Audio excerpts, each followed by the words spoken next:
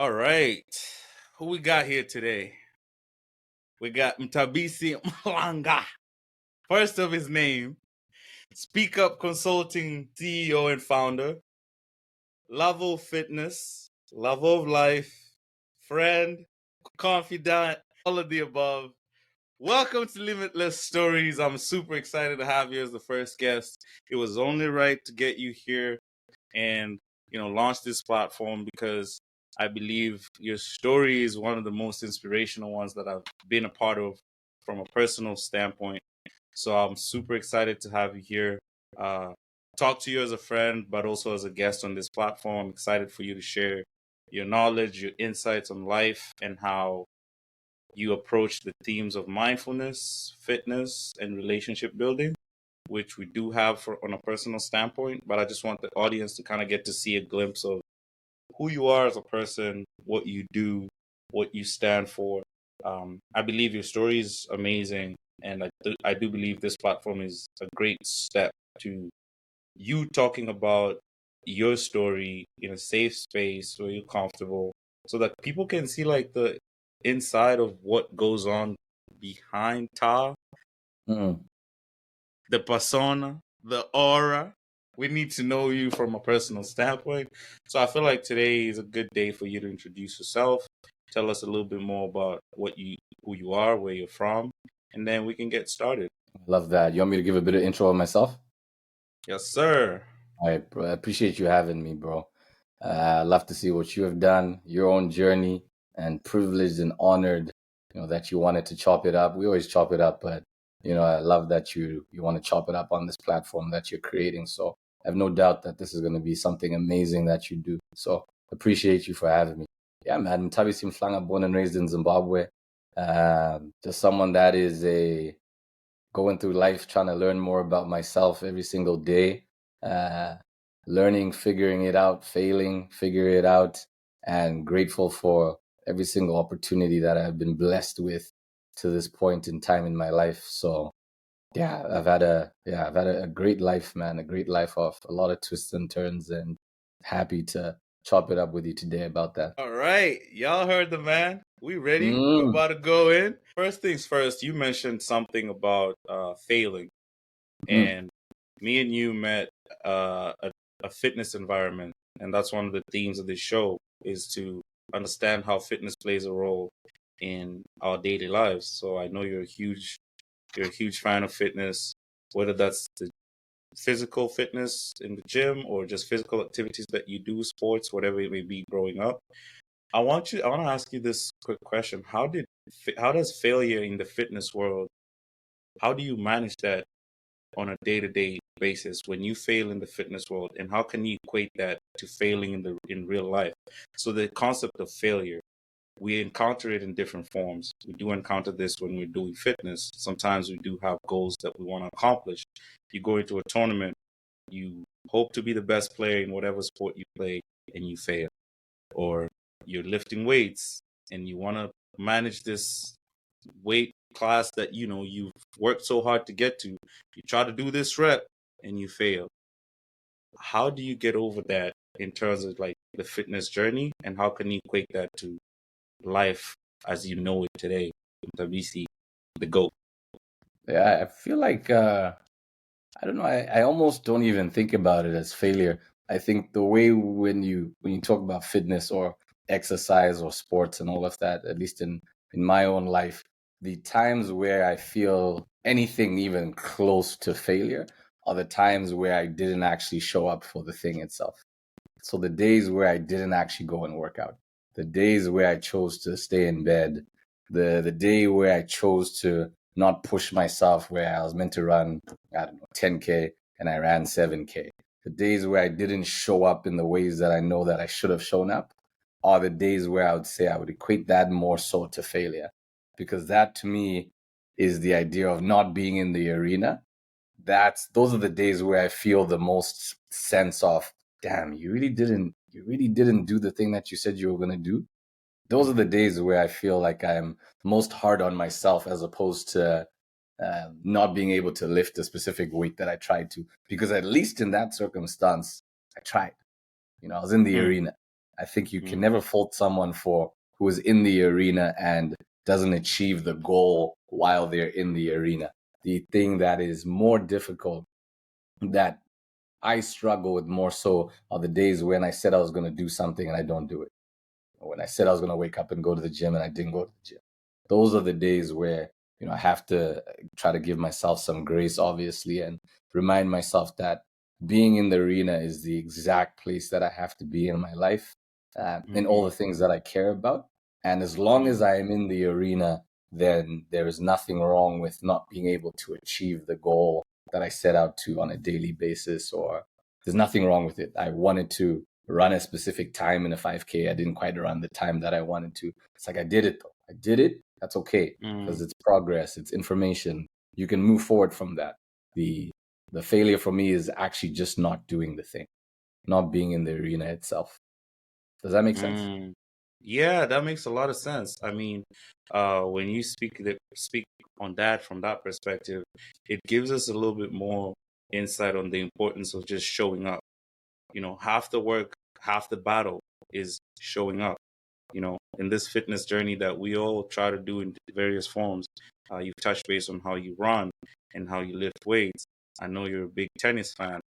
Half the battle is just showing up, like putting yourself in that position to actually do the things that you were going to do, right? And I love the fact that you said you don't look at it as failure more so when you half show up, but like when you don't show up, then that's when you feel like, man, I don't know if this was the right decision. But even as a follow-up question, like sometimes we show up, we give our best, it's not always a battle. Sometimes we're in the arena and we're in it. I want to touch base on performance anxiety. When you're in the arena, eyes on you, cameras on you, you're trying to figure this thing out that you're probably doing it for the first time. How do you handle that in the heat of the moment, on the fly? They say pressure is a privilege, and I think I really do feel that sense when I start to feel pressure on me. And just obviously, I'm a public speaking coach, and so I do a lot of speaking and workshops on speaking. And I feel that, the same sort of energy in your chest, the adrenaline flowing, and which oftentimes people associate with nerves. And there's a lot of studies just on the idea that nervousness and excitement feel nearly the same in our bodies. So the physiological markers in our body, when we say we are nervous versus when we say we are excited about something, they're actually nearly indistinguishable. And so the heart rate going crazy, the dizziness, the sweaty palms, all of those things are very consistent with when we are excited to do something. And so the ability when you are in those moments to start to change the perception of what's actually going on physically in your body in that moment, to be like, yo, I'm actually low-key excited about this.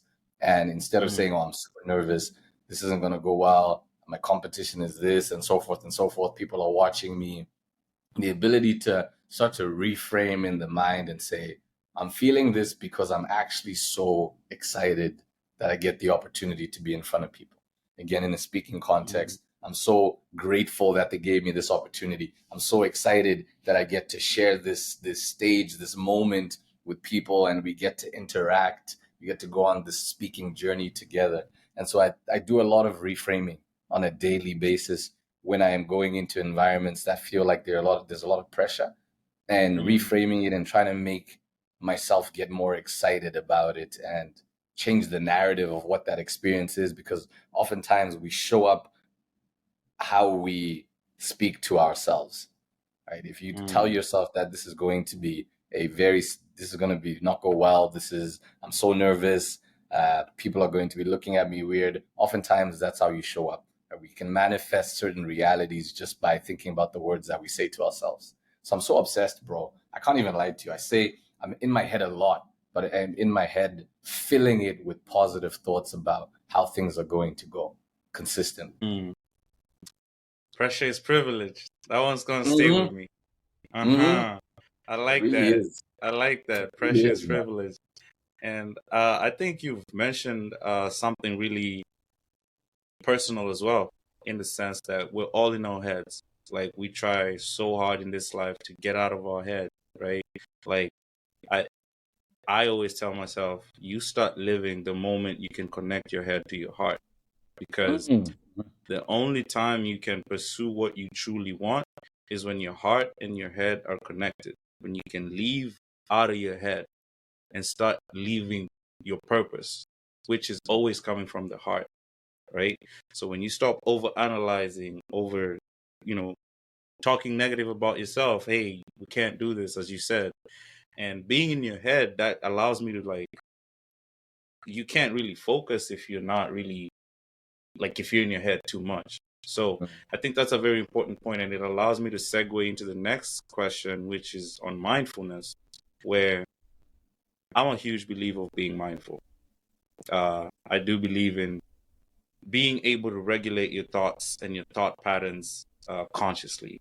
So I'm curious to know, when you're in your head, when you have 1,000 negative stories coming into your head, because we all have negative self-talk, we all have doubts, we all have this insecurities that we carry on a day-to-day basis, pretty much from childhood. I want to know, when you're going to coach your clients for Speak Up Consulting, check him out, guys.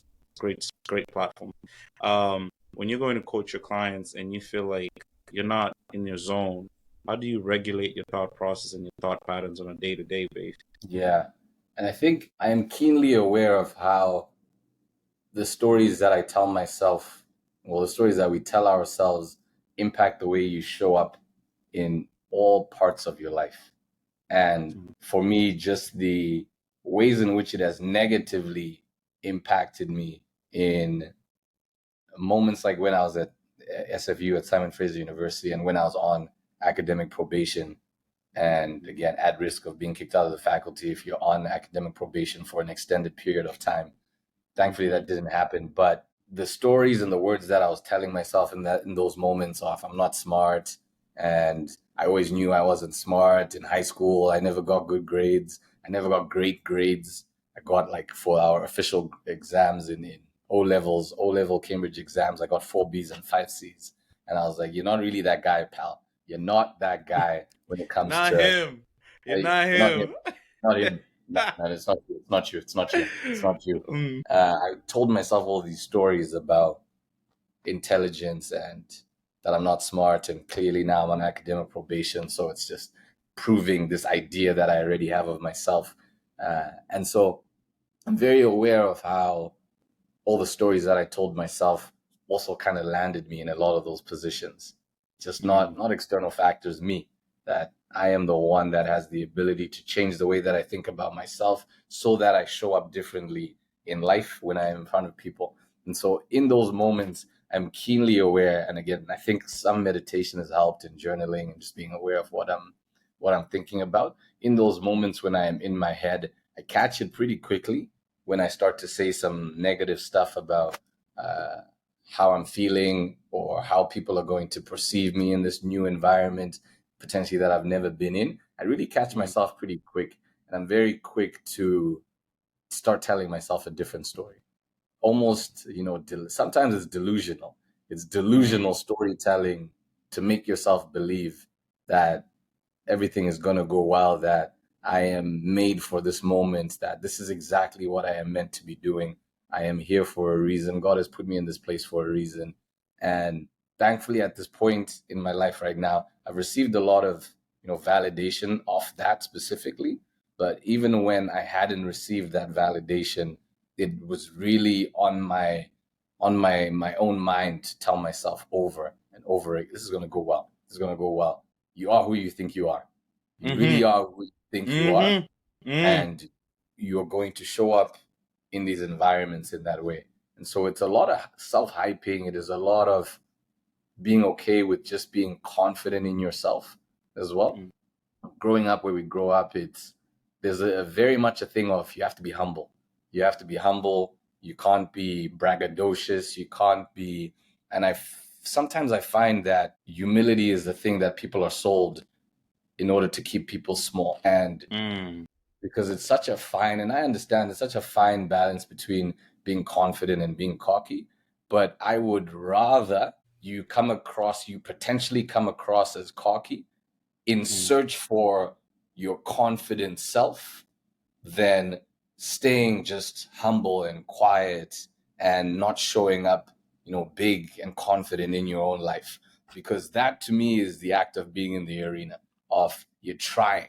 And maybe sometimes I might come across as I'm being cocky, and I'll be able to pull it back and be like, "Oh, no, no, no, I'm going too far. I'm going too far there." But I think the act of trying to find that confidence in yourself is a better alternative than trying to act too humble. And then you now don't end up figuring out who you really could be in this life. Because I think confidence allows you to figure out who you could be. I want to pause you for a second, just a second, to double down on something you mentioned. And I think you're absolutely right from that point of view, because I think you've mentioned about how when you're humble, it's like you're playing small. And you mentioned how previously, like in this segment, you said you've gotten feedback throughout this journey that has allowed you to gain that confidence, be yourself, show more of who you are. And we've talked about this a lot in our personal conversations. There's nothing that ignites your soul than positive, affirmative feedback. Something that actually tells you you're doing the right thing. So when you're in the arena, when you're showing up, toiling, flailing, figuring it out, and you start seeing this cardboard on the stand saying, "Keep going, bro. I'm rooting for you." That's when you start believing in yourself. And it ties to this idea that you just said. Sometimes when you're humble, you're not going to try. You're not going to put yourself in these positions to showcase yourself, because I don't want to step on toes. I don't want to seem like I'm too cocky. But then your confidence is never going to build. You'll never know if you don't try. So I like that point of view, and I needed to kind of tie the two concepts together, because I feel the same way at certain points, especially with just confidence. Like confidence is a huge thing. Like it cuts across different avenues of life. So I'm glad that you shared that. And just like a follow-up question to your mindfulness practices and routines, do you have a rough idea of when and how you got into meditation or journaling or running? Because I feel like running for you is also like a mindfulness thing coupled up with fitness as well. Even pinpoint the meditation, and I try to do it. I don't do it as much as I would like to, but I can't even pinpoint when I stumbled on all of that stuff and started. It was definitely years ago, all the journaling and meditation and being still, just that whole concept and that idea. I don't remember what it was specifically that got me on there, but it was years ago where I was able to find out that this is stuff that helps you just to be still, be present, hear your own thoughts, so that you can actively even change your thoughts and just catching, like the ability to be able to catch yourself and catch your thoughts, so that you can reframe, have the ability to reframe, have the ability to think different thoughts, things that are more productive and help you to navigate your life in a more productive way. So it's definitely years ago, but I don't know when it was and what was going on specifically. It's just kind of stayed with me as a part of my life now. And more recently, prayer has obviously been something that has been more and more present in my life. It feels like being more and more in the arena, I rely on God to be able to control the things that I cannot control. And it feels like I need to have an answer for someone who is handling all of the uncontrollables, so that I can just focus on the things that I can control, and believing that God is taking care of that and wants me to win and wants me to succeed. It helps me to go through life. And so prayer in the morning when I wake up, that has become a big part of my life. Just kind of relinquishing all my worries and things that I cannot control to God has been really important to me, and really sort of peace inducing in my life.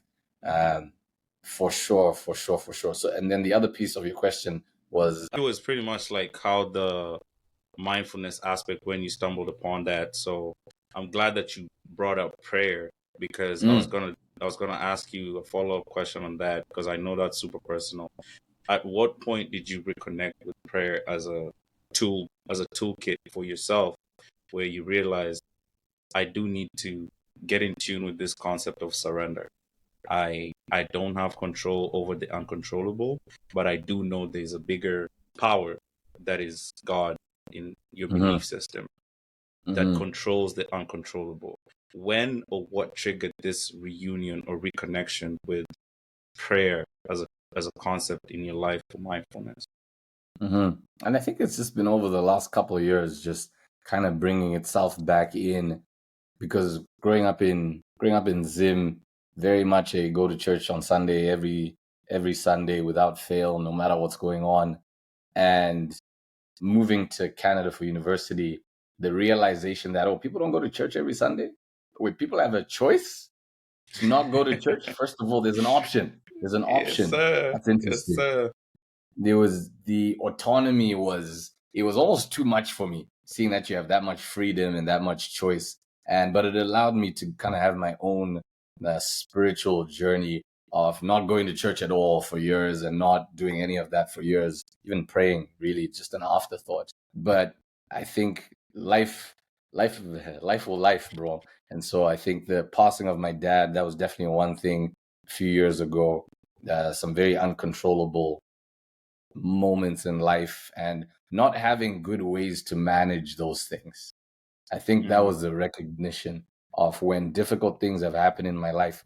I find that I don't respond to them well. I don't have great ways to, or not great, healthy ways to manage stress. End up going out too much and just doing things that I don't really want to be doing, that aren't really mm, productive to healing and so forth. But mm, and so I think it was the absence of having healthy coping mechanisms to really big life events like passing of family and friends.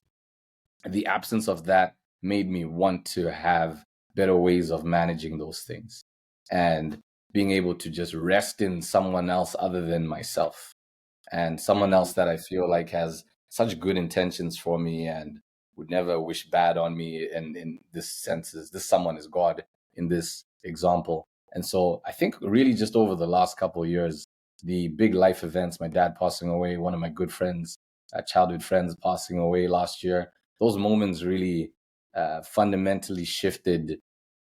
Where do I get my peace from when shit hits the fan? mm, I think that not when everything is good and when shit hits the fan. Where do I get my peace from? Meditation, etc., journaling. It's great when life is going great, but when shit hits the fan, it's like everyone. What's that thing? Everyone has a plan until you get punched in the face.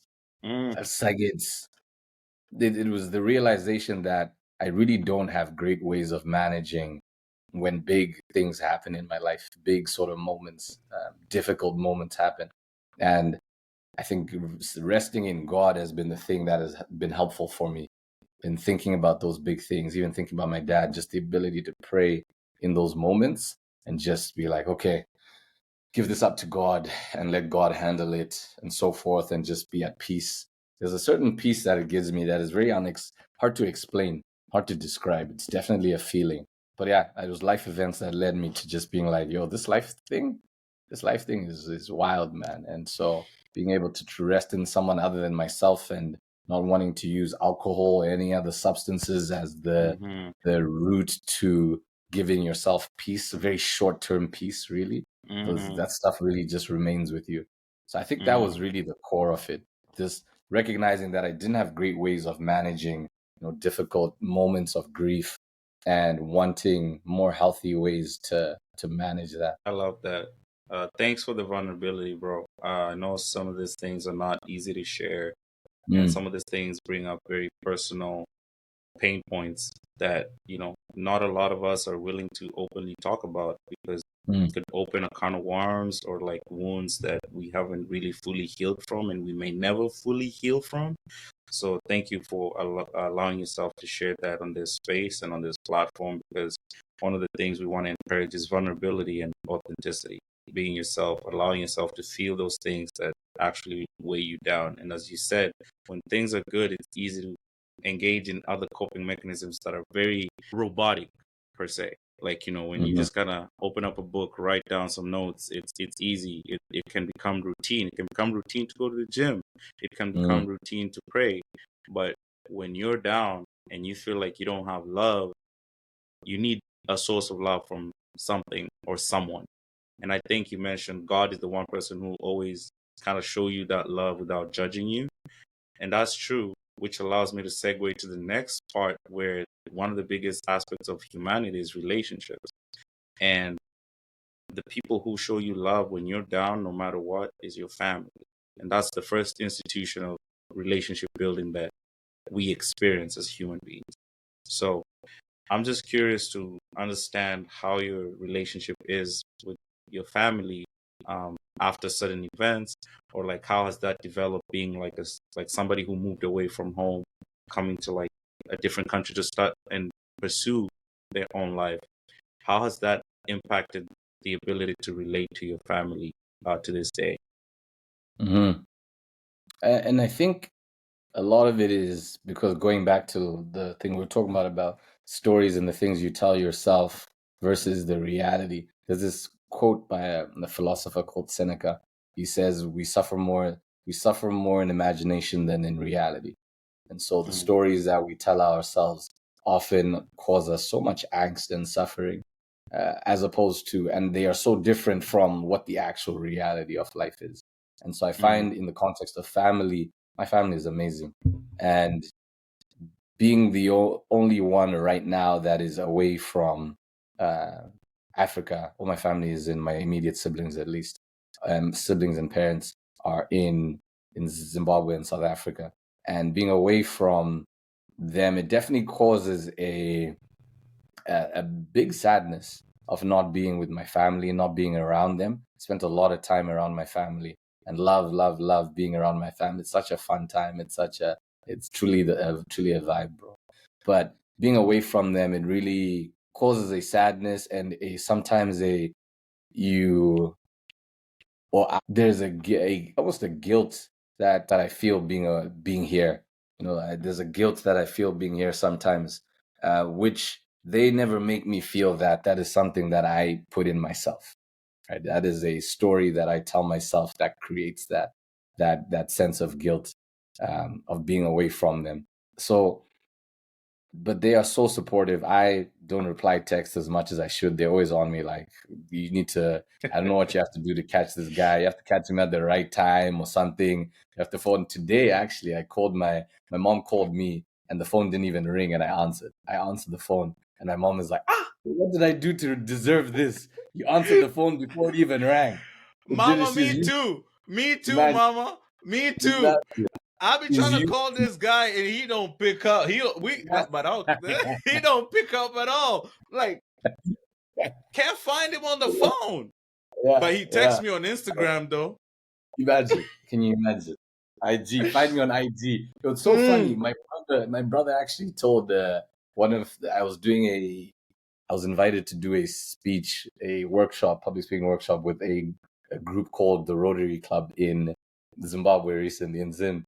And my brother told the lady that was organizing it or that was trying to get me to come speak, he's like, you should reach out to him on IG because he doesn't reply his WhatsApp messages.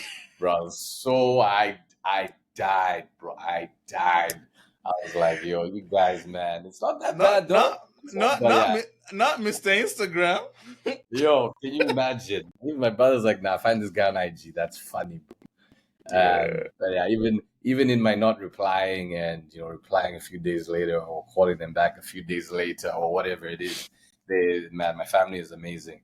And so, but yeah, there's definitely a sense of guilt sometimes of being here. And in my head, I put it on myself. I'm like, there's certain things that I want to be able to do to just um, one to spend more time there. I would love to find myself closer to them. I don't know what that would look like, but one day I'd love to be closer to the fam, see my nieces and nephews. What is that feeling of when you go back home? It's like, do my nieces remember me? Do they even know who this guy is?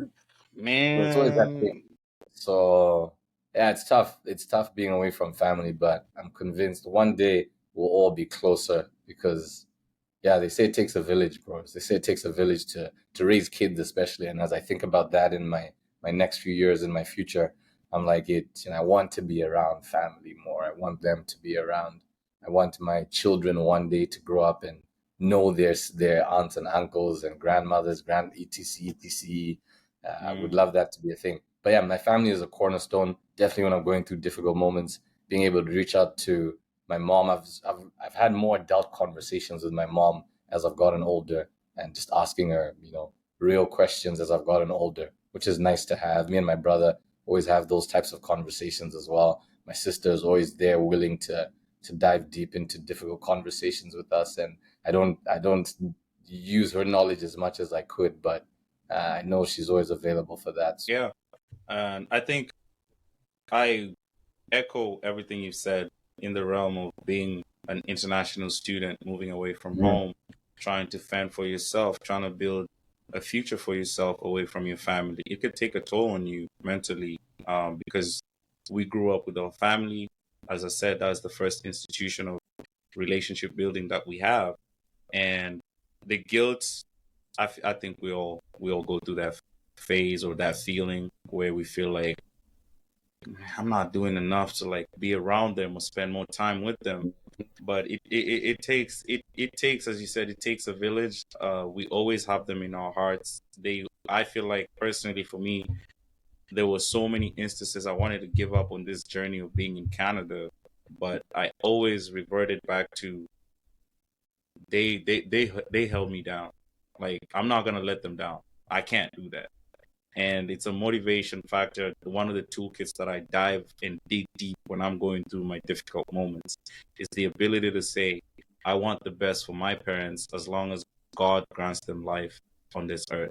I want to be able to provide that for them. And we keep pushing, we keep striving. A huge part of that is also like as you age, there's the realities of mortality for them as well. And it becomes a little harder to accept that because we think we're here forever, but we're not. Not even our parents, not even ourselves. So I'm glad that you have a good relationship with your fam. I'm glad that you always connect with them and you're trying your best to do what you can to maintain that relationship. And as you've been here, you've also built, personal relationships, working relationships.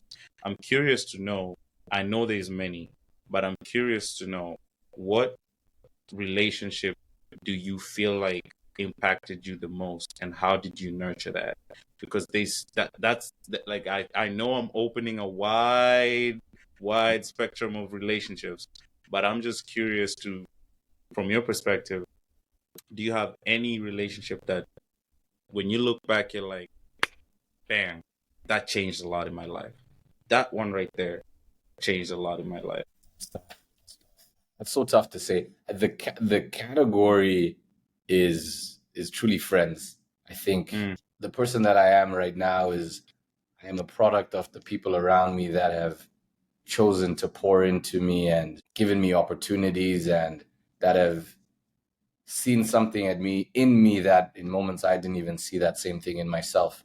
And so I truly am a product of all the people around me that have poured into me in so many different ways, which is why, man, I'm so grateful and I truly love my friends. I really try to make it a point to tell my friends that I love them, and especially male friendships. You don't really see a lot of that in male friendships, but bro, I could tear up talking about friendship, man.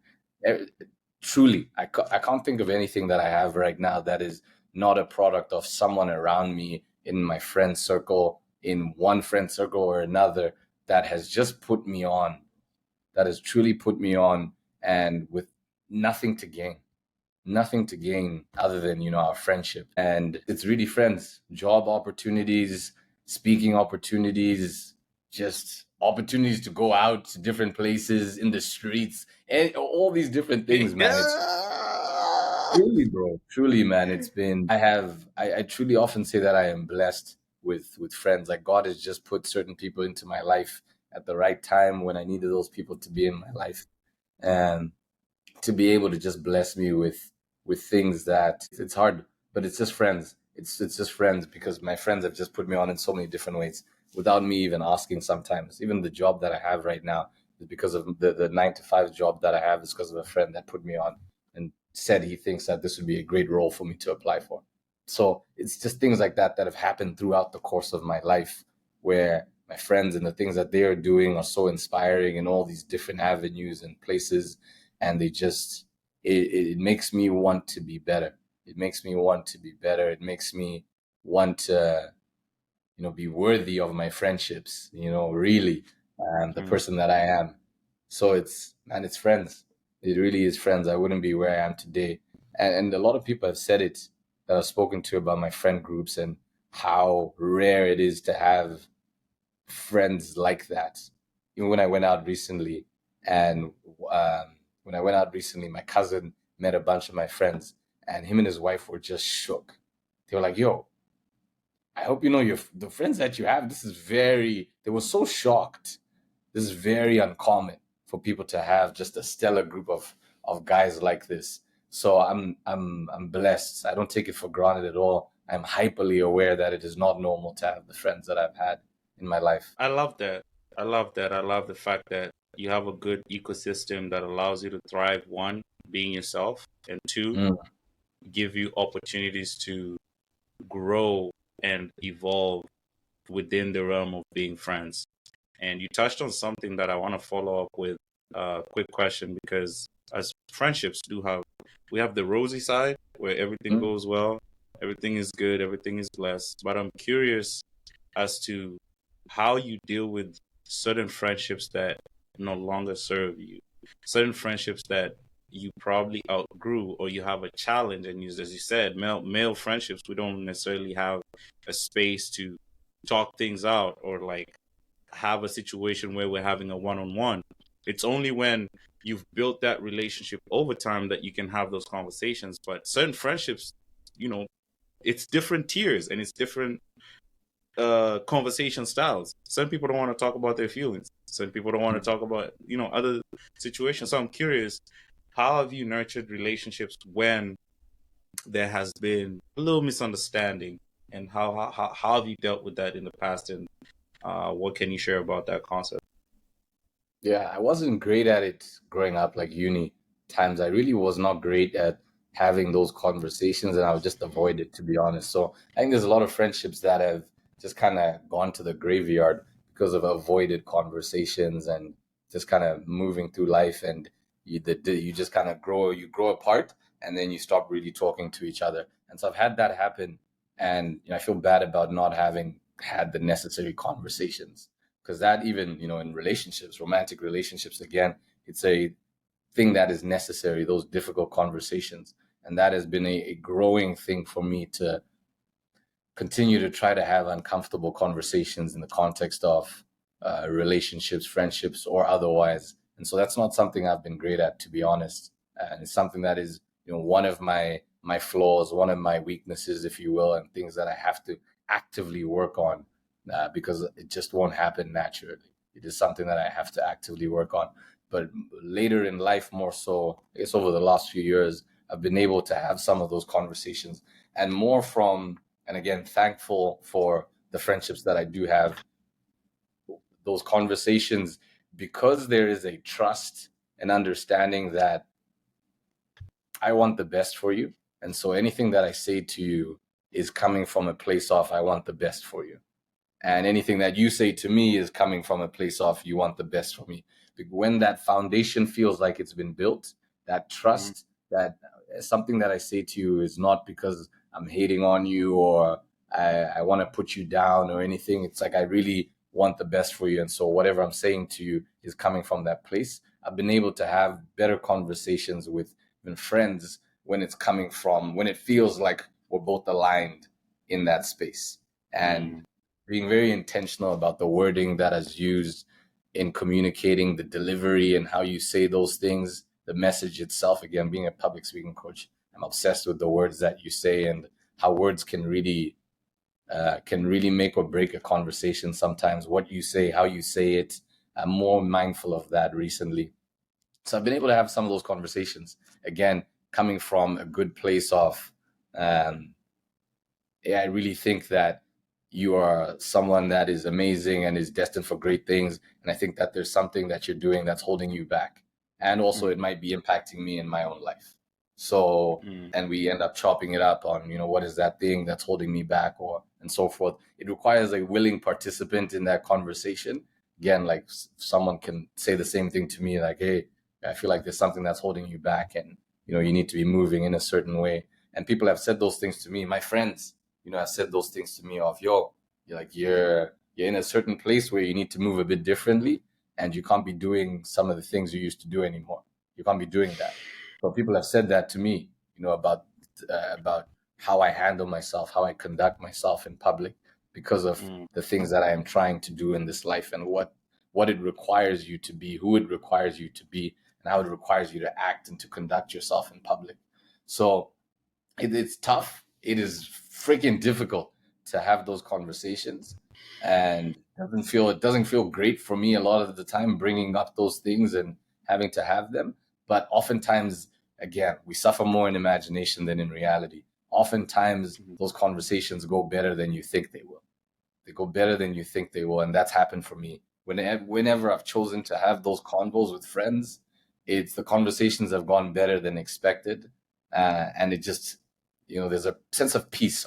I said my piece, whether you heard it well or you didn't hear it well, it is what it is. But I said my piece, and there's nothing in the back of your mind that, damn, I wish I had said this. I wish I had told them this. I wish I had, because I have a lot of those I wish I had for earlier relationships and friendships in life. And so I'm just trying to have a lot less I wish I had in my life. The less I wish I had comes from the concept of doing. When Mm, you do, you don't have wishes. You just do. It just comes and you just do. mm, And that's the concept of, again, being in the arena. You're just doing. So mm, with friendships as well, it's a big curve. It's a big learning curve. Friendships, personal relationships, working relationships. It's a big curve to learn as you navigate through your teenagehood to your 20s, and then now as you grow into adulthood. And it's a concept that will forever change. I pray that the people that I have in my life currently stay, and we continue to evolve, grow, challenge each other, allow ourselves to have those difficult conversations, because they are important in the aspect of growth. mm. As you It's not said, all when kiki. when it's easy to kiki about everything, but Mm, when things hit the fan, then mm, bro, I think you need to move a little different. mm, Yeah, it would be a crime for me to end the topic of relationships before I ask you your biggest relationship, which is Speak Up Consulting. You know, mm, the masses want to know. Um, mm. and I remember, because the platform Limitless is about stories, so we used to Oh, joke around like way back, like, you know, man, you should do public speaking, bro. I think you'd be good mm, at it. Before you even enrolled to Toastmasters, like we would go back and mm, forth, like, bro, I think you should do this. Like, I think you could actually kill it. Our TED Talks on the phone, like, yo, you should do this. You should do this. And when the journey started, I didn't see this. I didn't see mm, this. I knew there was potential, but I just didn't see it, because I think you're one person at way back, you didn't really like social media. To go back to people calling you Mr. Instagram, that's hilarious mm. to me, Crazy, because like it's crazy. crazy. And it just goes to show you how people evolve once they put their mind into something, right? But I'm not gonna speak for the horse, so I'm gonna let you touch base on your relationship with Speak Up and how you've gotten to this point before we end with the closing remarks. Yeah, I think to what I was just mentioning on not having as much confidence in myself when I was on academic probation, and all the stories that I was telling myself during that period of time in particular, a lot of that kind of persisted for the next few years as I was going through life in university. But when I started to do case competitions in uni through the business school, that was what started to show me that I think the speaking thing is something that you might have something here. There might be something here. And again, people saying kind of to what you're saying, that you're actually good at this speaking thing. And it reminds me of one of my courses in uni. I think it was an ethics course or something. And or maybe something else. Well, the conversation was around leaders. And what makes a good leader? And I remember this answer so vividly because it stuck with me since then, man. Is a great leader is someone who sees something in you that you sometimes don't see in yourself. And when people are able to, that has happened for me several times in the context of speaking, where people are like, man, you really just have a way with words and how you deliver and all of that. And it's really other people who showed me that this was something that I could be good at. And so I really wanted to compete.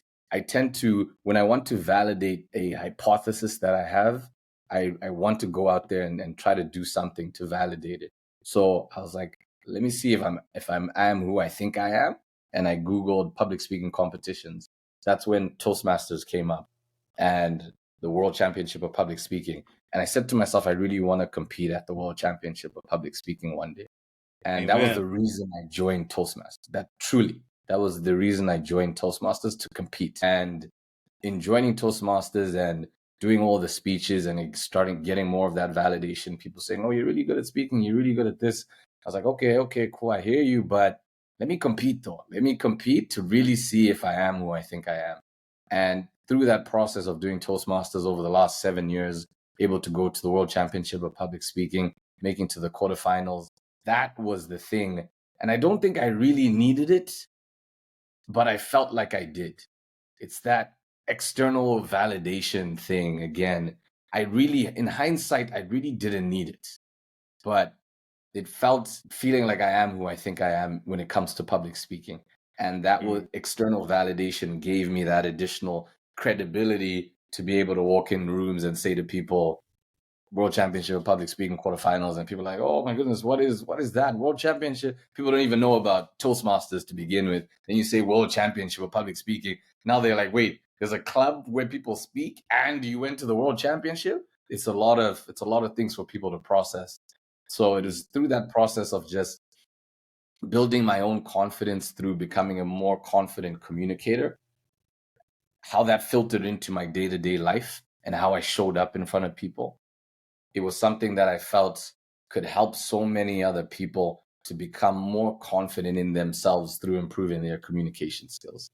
And that's what I've been doing over the last couple of years, in just helping people to just feel better about themselves. And it's okay to be confident in yourself. It's okay to say I graduated the top of my class, and it's just okay to hype yourself up. It's okay to hype yourself up and be confident in yourself, because we need to show up confidently. Life is so hard. It is hard enough. And the world is going to tell us all these things about who we are or who we aren't. But if you have the ability to consistently tell yourself who you are, it really impacts the way that you show up in rooms. It fundamentally changes the way you show up in rooms, the way you show up for other people. Not only does it change your life, but it changes other people's lives around you.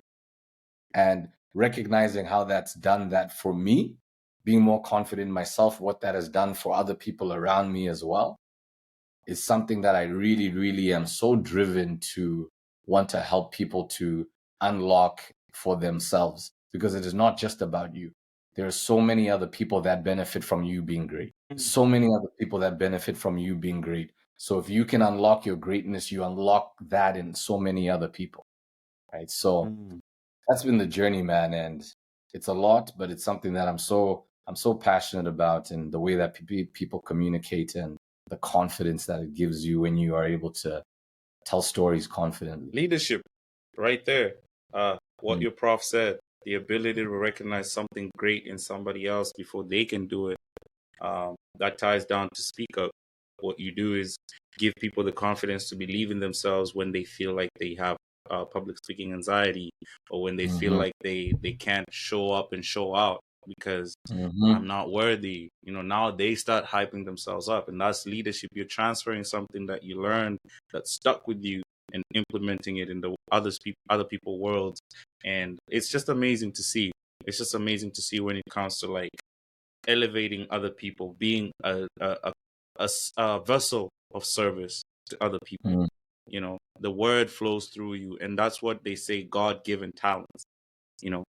Going back to the whole concept of you being in your spiritual journey, now you're so locked in because now it's flowing through you. You're a vessel with God-given abilities. And I just want you to know that we support you. We want you to be great. Keep doing what you do. And the journey is just starting, you know, super young in this journey. But as we continue to elevate and grow, keep striving, keep providing service, and keep making people think good about themselves. Because as you said, life is already too hard. So I love that. I appreciate that. yeah. Yes, sir. So yeah, that was our first episode. We got the boy. We got the I like boy. that. We talked about a little bit of mindfulness. We talked about a little bit of fitness. We talked about relationships. Final thoughts. I'm gonna be doing this once at the end of the episode. It's a one word bullet point, and you just kind of dive deep when we know what word it is for you. So it all boils down to. Okay, one question. Is it a one-word answer or is it a? It's a one-word answer. Then you elaborate why it's a one-word, Oh, like okay, why okay, you okay. chose that. Yeah. Arena. It all It all boils down down to the arena. The arena. There's nothing. I cannot stress, man. Just being in the actual thing that you want to do in life, whether it is being in the arena in the context of, we were talking about difficult conversations and how I've struggled with that historically. Again, the arena is putting yourself in a position where you can have those difficult conversations. I saw something that was pretty dope. It was like, when you ask God for patience, what does God give you? He gives you a situation where you can practice patience. When you ask God for courage, what does he give you? He gives you a situation where you can practice courage. And for all the things we want, they are in the arena. It's not, you just don't get given the thing that you actually want. It's, you have to go to the arena. You have to be in an actual environment, in a situation, to be able to get the things that we want in this life. There's no skipping it. There's just, it's unfortunate, but there's just no skipping being in the actual arena and doing the actual thing that it is that you want, because you have to do something to get the thing that you want. And I'm hyperly conscious about, I'm going to have to do something to get the thing that I want in every single aspect of my life. There's no aspect of my life where I'm just going to get the thing that I want without actually doing something. And the thing that I'm going to have to do is going to be very difficult. So it just all boils for me down to just being in the arena and really being in the thick of it, in the shits, in the weeds, in the mix. And I find that is where I get to learn about myself. That is where I get to figure out who I really am in the mix. They say crisis reveals character. Just being in the thick of it, being in crisis, being in all of it, right? It really shows you who you are and who you can be. And that is what I am obsessed with. I am obsessed with who I can be. And the only way I can find out who I can be is if I am in the bloody arena, bro. That's the only way. That's the only way. So it all boils down to being in the arena. I think we all have to we just have to dive in whatever avenue of life that it is. And it all boils down to just being in the thick of it. And being in the thick of it, you will get the answers that you require. Get your reps in. There's no shortcut to work. You gotta put in the work. You gotta put in the reps. Mama mentality. You gotta show up and show out. That's it. Sometimes you gotta pop out and show niggas. Sometimes you gotta pop out and show brothers. PG. But nah, it's all good. It's all good. We encourage people to be their authentic selves, and I'm so glad that I had you here. And I feel like we didn't even go to the depths of what we normally go to, which is crazy, because like it's almost an hour, and I'm like, yo, how the hell did it go to like 56 minutes, bro? Like, there is so much we could have dived into, but I'm so glad that we kind of like, and to finish off as a first episode, I want to touch base on something you said as a closing caption. Being in the arena, I resonate with that so much, because it has taken me, I'm sweating right now. You can't tell though, but I'm sweating because this is the first time I'm doing something. This is my baby. This is my speak up. This is something that I've thought about doing, and I'm actually in the arena doing it. I know it's kind of crazy that I'm doing it with you, but it's also like very formative. It's very formal that I get to do this with you in a setup that I had never done before. I had no idea how this was going to play out. I have no idea how it's going to be received or whatever. But to be honest with you, I don't care. Because I'm doing what I want to do. And I'm just hoping to get the guests that come onto this platform to share the stories, and people can gain inspiration, see that there's a human behind the persona that's Mthabisi. There's a human being behind that. I think we all try to curate this persona or like character that, you know, we're perfect and we're this, we're that, but deep down we're just human beings. And at the core level, we just want to connect and inspire and just be loved or be liked or just spend time with the people we mess with. So I really love the fact that you said the arena, because right now I'm in the arena and I feel so connected to myself. I feel so rejuvenated. I feel like, why didn't I do this earlier? Because I'm like, as you said, always got them feedbacks. Oh no, you can do this, you can do that. But then the confidence was just never there. And as we've discussed, like when you're ready and when you have God on your side and when you have the universe on your side, it will just flow and you become a vessel for you, whatever purpose it is. So not just for you, not just for me, for anyone who's listening, if you feel like there's something that your soul deeply calls you to do, just go ahead and try it, because you'll never know unless you're in the arena. And with that, we close our first episode. Where can people find you, my boy? Mr. Instagram, where can people find you? Mthabisi Mhlanga.ca on IG, as we talked about. I post a few things on IG. Bio. Link in bio, yo. Link in bio is hilarious, bro. We're really linking in bio, bro. We're really link in bio. Gym Shark, etc, but we're still linking in bio, bro. Still linking in bio. Just we're LinkedIn, all over, man, all over. The goal is just to create generations of confident storytellers. And you know, we're on all platforms. I'll be trying to advocate for that in various different ways and forums, and creating courses and things for people to help people be more confident in themselves. That's the goal. You heard the man. Check out his IG, check out his YouTube, check out his LinkedIn, check out his website. If you have issues with, or if you're facing public speaking anxieties, or you just want to learn how to speak to people, you found your guy. And with that being said, I appreciate you for joining. Thank you.